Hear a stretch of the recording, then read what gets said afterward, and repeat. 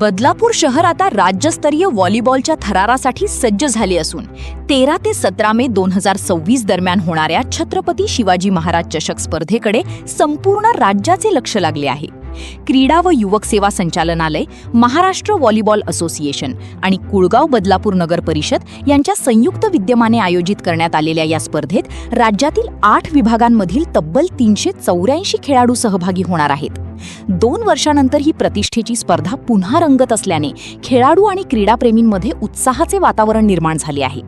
कोल्हापूर, पुणे, नागपूर, मुंबई, नाशिक, लातूर, अमरावती आणि संभाजीनगर विभागांतील संघांमध्ये चुरशीच्या लढती पाहायला मिळणार असून 18 व 21 वर्षांखालील युवकांच्या राज्यस्तरीय स्पर्धेचा थरार प्रथमच बदलापूरकरांना अनुभवता येणार आहे.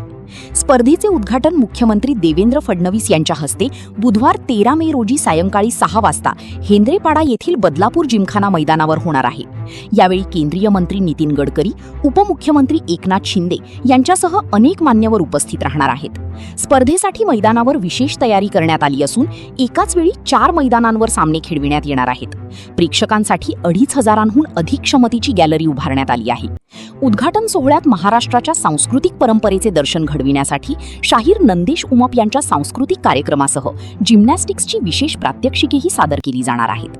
या स्पर्धेच्या विजेत्या संघांना एकूण 23,35,000 रुपयांची रोख बक्षिसे, करंडक आणि पदके प्रदान करण्यात येणार आहेत.